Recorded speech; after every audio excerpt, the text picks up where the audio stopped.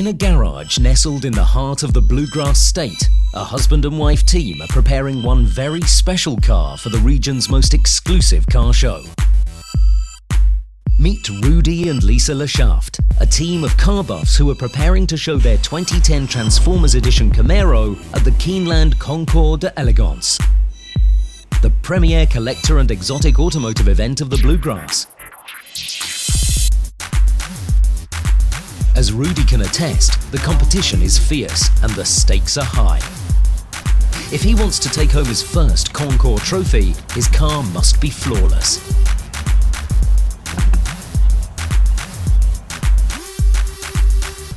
Concours features the world's finest collector cars and exotic vehicles.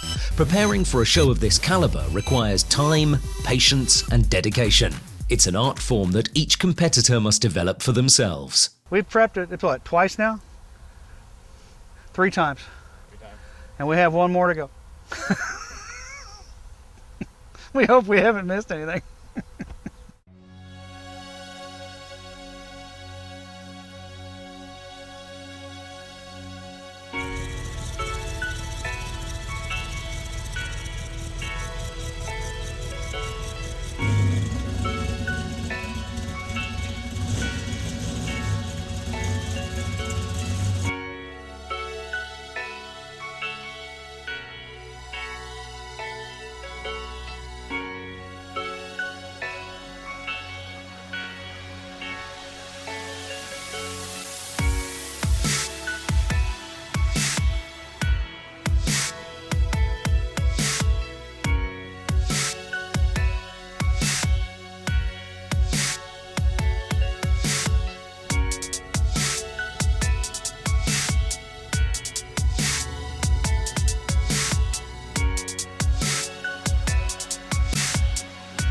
What it takes to get a car prepared for a Concours, we're Concours people. I guess I would just have to say one word: hours and hours is what it takes to get it right.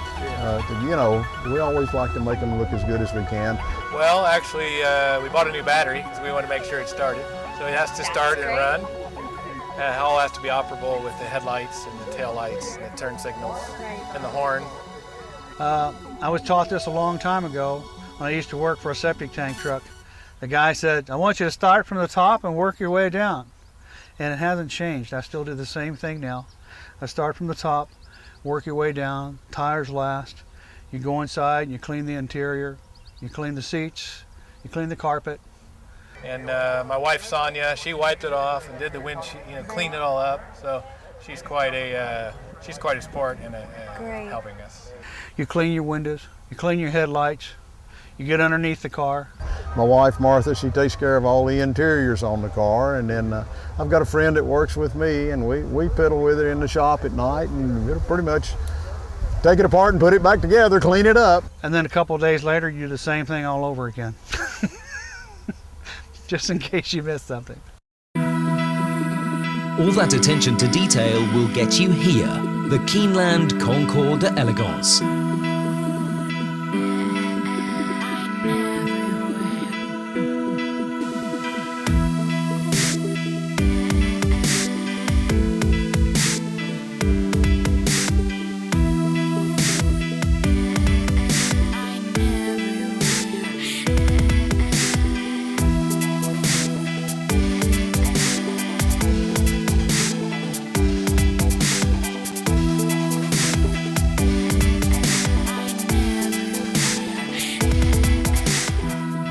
It's a who's who of car culture that lets patrons get up close and personal with legends and fantasy. It showcases the past and the future. Every car here has a history, and the owners are more than happy to tell it. It's one of 399 Enzos that were built. They ultimately built one more for the Pope. So in reality, there's 400 of these. This is the last one that was built for America. It's solid yellow all the way around, doesn't have a black bottom on it, which normally the Enzos do. And the coilover springs have been color coded to match the car, which is a little tricky. The signatures on there are the guys, they allowed me to come over ahead of time while they were building it, and I spent about a week over there while they were putting it together, and they'd let me come in and watch and put a wrench in my hand and things like that to help be part of it. But those were the guys at the end of the line that built it. That's the signature on it. It was a small production line. They were running about 8 cars at a time as it came through, and it takes about, I think, around 21 days from the time they start the car until it's finished like this. We've got a picture of all of us there together when it was done, so it was kind of a fun occasion. And they got a kick out of it, and we got a kick out of it. The only thing about yellow, and you already know. We do. Yeah, we know. We already know. You wipe them off, they come right back. Yeah. Yeah. What we have here is a 2010 Camaro Transformer Edition. There were approximately 1,800 of them made. It's got 400 horsepower, it's automatic, 21-inch tires, and it's yellow. We had seen one at Thoroughbred Chevrolet in Lexington, and I took my wife to see it after I looked at it. It was a V6. And I wanted to see if she liked the color of it, and she really liked it a whole lot. The salesman and the manager both said, well, what will it take for you to buy this car? I said, put a V8 in it. I said, then I'll buy it. And I got a call a few days later. They evidently located one in Indiana and had me come down to the car lot, and I went down there. I wasn't there 5-10 minutes, and the car shows up. And as soon as it drove up, I said, is that the car you're going to sell me? And they go, yep. They said, you're not getting out of this, buddy. Every time we show it, they just come flocking, pulling their parents with them, and we get the biggest kick out of watching that. I hope that I get to meet a lot of good people, that I have a good time. I would like to see this car win the children's favorite. We put it in the Future Classics. I don't know what kind of cars are there, so I don't know what kind of chance we have with that. But I think it's definitely a car that needs to be shown to the public, and I hope the kids love it when we're there. And I know we'll have a good time. It's enjoyable. Like I said, we've had it a long time, but we enjoy the most is letting people see it. Well, Chrissy, the Tuckers were made in Chicago in an old B-29 bomber plant right after the war in 1948. That's the only year Tucker Corporation manufactured cars. They made one prototype and 50 pilot cars. And so only 50 cars were produced. 47 are on the road today, known to be in the United States on the road today. So this is serial number 25, so it's halfway through the production. It has a rear engine, 6-cylinder, I believe 160 horsepower. I think we're the third owner. Okay. We've had it we live in Frankfort, Indiana. There you go. We've had it for, 35, maybe almost 40 years. This is just the way we got it. Just the way we got it. It came out of California, and a friend of ours drove it back to Indiana from California, and then this is the way it is. Tucker was ahead of the time, yes, with safety innovations. It's the first car with a padded dashboard. Okay. It has a crash compartment. It has a pop-out safety glass on the front windshield. It would come out, and it has the original design was to have seat belts too. And cars back then never had seat belts. Right. The doors are recessed in the ceiling, so you won't hit your head when you get into the door. Oh, that's very And the automakers today have that design in their car today. So. And the front headlight is interesting too. Yes, it turns with the steering wheel. That's great. And only comes on if it's turned 20 degrees in either direction. Okay. Therefore, it doesn't blind the person that you're coming at. That's important. So it would You'd be safe, but the other driver might not be. The idea was to lead you around the corner. Great. It was in the movie Tucker, The Man in His Dream, starring Jeff Bridges. Of the 50 cars made, they took 26 out to Hollywood for the movie. So that was quite a feat in 1988. Probably had 3 or 4 minutes of screen time. Now the bad news is this came back and had a big dent in the fender, grease all over the seats, and the alternator was broken. So no more movies for us. No more movies. No more movies.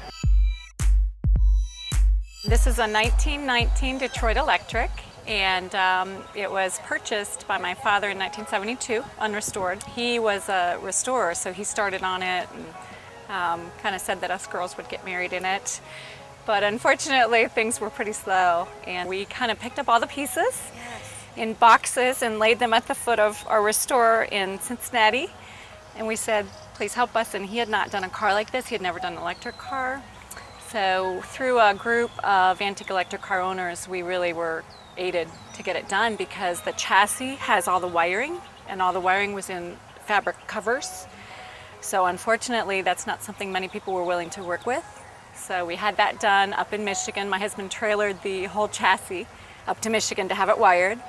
And then we brought it back to the restorer and had the carriage put back on, and then he had completed all the other beautiful work. But it runs on 84 volts of electricity, 7 batteries in front, 7 in back. And it was built for the ladies in 1919. It was built for kind of wealthy ladies that didn't want to crank the cars, because they had crank starts then, and it was dangerous and difficult. So they could get in this electric and they just push the power and go. And so they really liked it. And part of the interior is made for the ladies, like it was plush, like their living room furniture. This front seat actually turns in 2 positions and locks. One is to go forward, but the other one is to sit to talk with your lady friends while you're driving, of course. So backseat driver comes from this car. I love that. Because they drove from the back seat, and then women driver because it was for women. Henry Ford's wife, Clara, had a Detroit Electric. She didn't have a Ford. She had a Detroit Electric. And so did Duryea, who was, the Duryea was very famous. And also, I think later on, the wife of the GM of General Motors. Great. When we started it, it was so unique, to have an electric car. And how did they? When did they change it over to electric power? We're like, no, it's original. The speed limit in New York City was 8 miles an hour in 1919. So this went 23. Top speed was 23, so they were flying. You were comparing it to horses. If they'd have continued that technology, where would we be now? Exactly.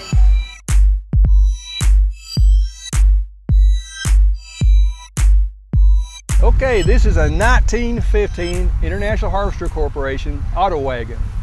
International built truck starting in 1907, and they built this style up to basically 1916.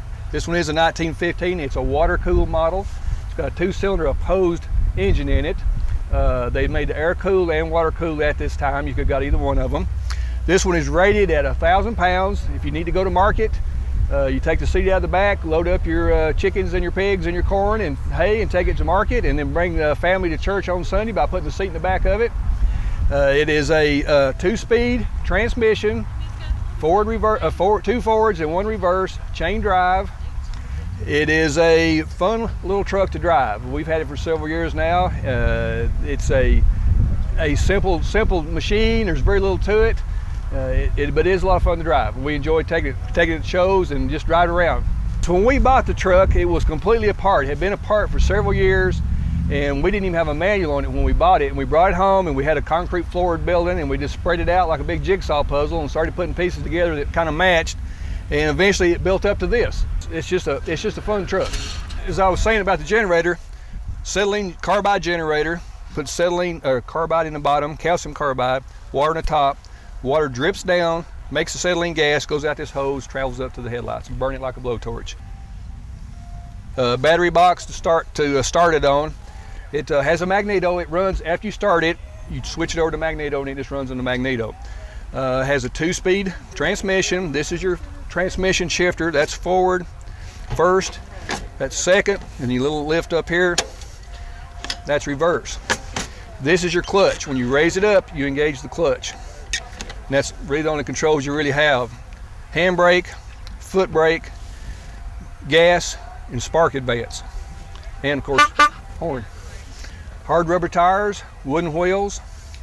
Very reminiscent of a wagon of the era as far as that goes. So a lot of people call it a motorized wagon, but well, it's not. It's designed as a truck. It wasn't just, they didn't take a wagon and put a motor on it, but it's actually very powerful. It'll climb a hill with a pretty good load. It'll go through ruts. It'll go across ditches. It's sprung very well. It's pulling out here on this ground, uneven ground. It's fun to drive on. Much more fun it is on a hard surface as far as that goes. You've got the 2-cylinder engine over here. You can see the coil box. You can see the magneto. The engine sits down lower. 1 cylinder goes to the front, 1 cylinder goes to the back. And that's basically all you have. That's it. International wanted to make it as simple as they could for the farmer. International was very oriented to the farmer. They wanted to make tractors and trucks that were simple, easy to work on. They made this so a farmer could work on it. It's clear directions on how to fix things, if not too much to break, and the farmer could use it and he could take his crops to town, make more money, buy more tractors. 20 horsepower with a 20-mile-an-hour top speed. And with a no wind chill, that's about as fast as you want to run anyway, because you're rolling along catching bugs at 20 miles an hour.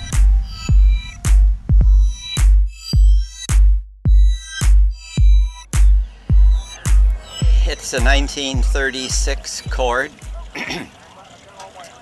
The supercharger was added later.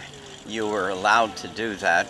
People in 36 wrote to the factory when the supercharger came out in 37 that I want it. Bring it in, we'll put it on. Well, I waited 30 years before putting it on. I found this in Beverly, Massachusetts, just south of Boston, and it cost $150. But it was terribly modified. But at that time, you couldn't bring a car into Canada. But they looked at what I had and what I wanted to bring in, and they said, you can bring those pieces in. A friend of mine restored the car over a period of 3 years. It was the second restoration. I've been driving it 50 years. And when we got it finished at 3 in the morning, at 10 o'clock that day, without any road test, my wife and I got in it and we drove to the Pebble Beach Motoring Classic, which is an endurance run through the mountains, and then onto the field at Pebble Beach, and then back to Auburn, Indiana for the big reunion, and the concours at Cruise Auction, and then home. 7,000 miles trip on a maiden voyage. The supercharger is 70 years old, and it turns when you're driving at speed about 21,000 RPM. And that's an awful lot of aluminum to be flying around at that speed. So it's on all the time. You can't turn it off. It just looks nice. While the car will go 100 to 110 miles an hour, at that speed, the impeller in the supercharger is turning 7 times engine speed. It'd be about 22,000 RPM. That's a lot of aluminum to be thinking about metal fatigue. And if it ever broke loose, the car would come to a halt and I'd be about $50,000 out. And when it's running perfectly, I'll bet you it's got all the characteristics of a Honda Civic or a Ford Focus or whatever the modern cars are. It's a 1936 car. In 1936, it set all the speed records from 1 to 24 hours and set a record of 112 miles an hour approximately, which stood in 1964.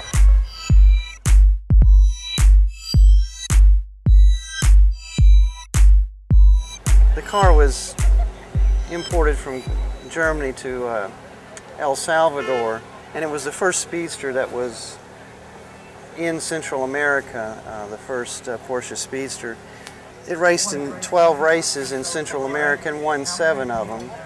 It only has a 75 horsepower engine, but within its class it won quite a few times. Its most significant race was in April of 1958 when a 18-year-old Mexican and his brother came to race in San Salvador, El Salvador, 18-year-old Pablo Rodriguez. He and his brother Ricardo came down. Ricardo had a 550 Spider, and the two of them competed along with some other notable drivers in this race.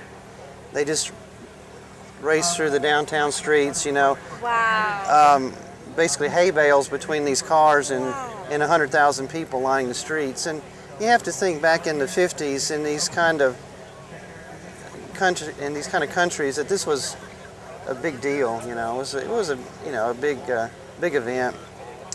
And so this car came in 4th overall, and Pedro won his class. Now, at the time, Pedro was not that well known, but he went on to become a very noted Porsche and Ferrari driver.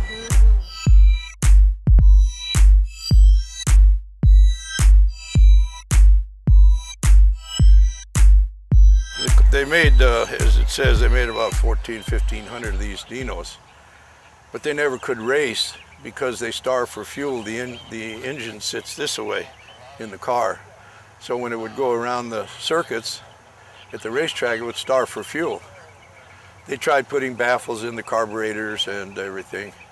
Enzo never could race. This is the only 6-cylinder he ever built, the Dino. And he asked his wife in '67 if he could make a car in memory of his son, Dino. He said, sure, why not? He was passed on. But they never could race him. I went to the factory with my dealer, and I got to know everybody there. You know, I'm a talker, and, you know, typical Hollywood loudmouth. And I said to him, I said, hey, you know what? Why don't you give me your chief Formula One engineer, and we'll go to my race shop. We'll create an engine, a fuel injection system for your Dinos.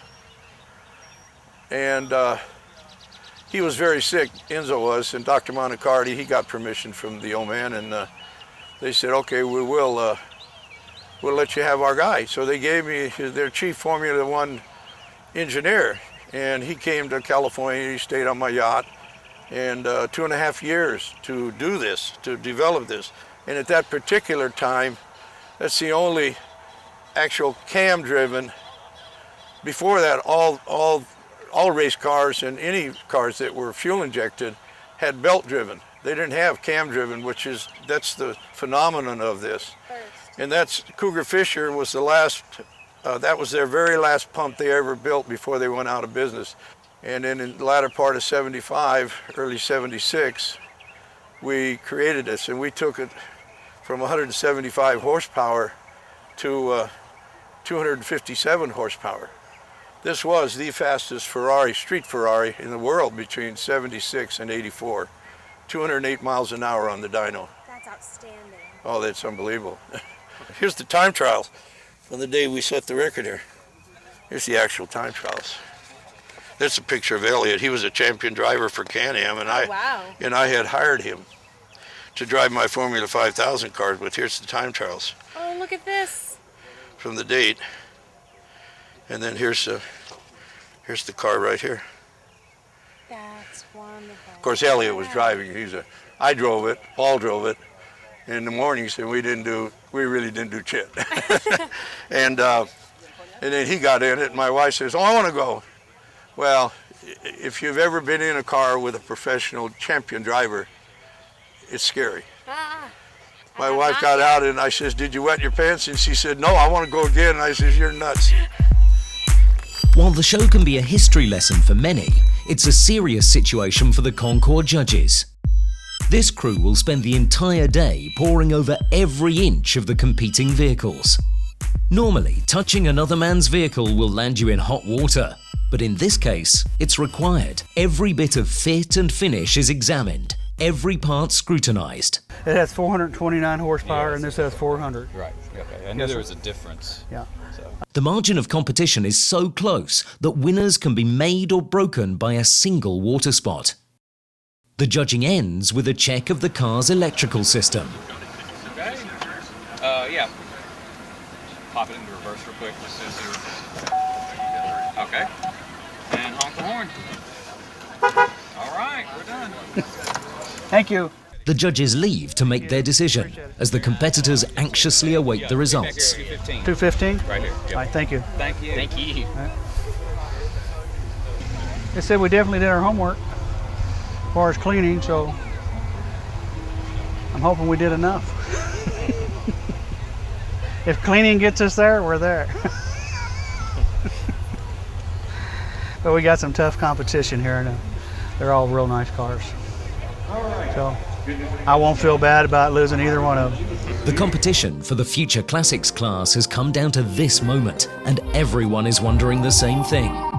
When the judges counted score, which car would take home the blue ribbon?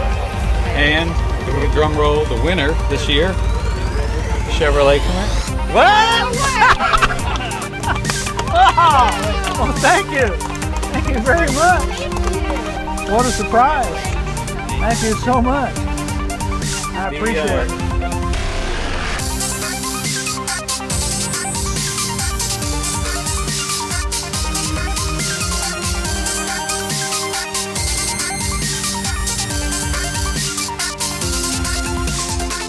You know, I'm the new guy here. I'm not some old guy I'm somebody who's just now getting into this, and it's enjoyable.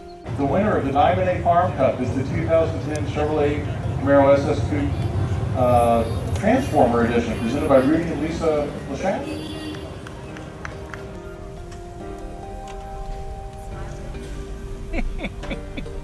Who'd thought? How you doing, guys? I'm doing great. Thank you. Good. Thank you so much for bringing this car out. We really appreciate it greatly.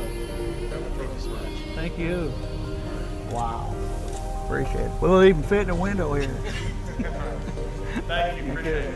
Thank you. Let's go, folks. I can't see him. There you go. Hard work pays off. At least it did this week. What a surprise. That is, wow.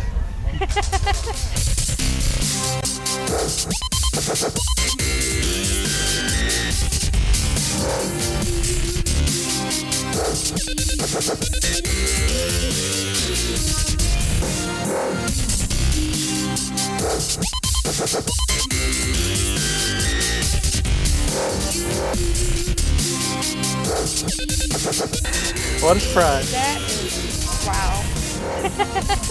Congratulations. Oh, yeah. Kept a woman working when she was on vacation all week. It was worth it now. It's amazing. Cool. Excellent. Thank you all. Thanks.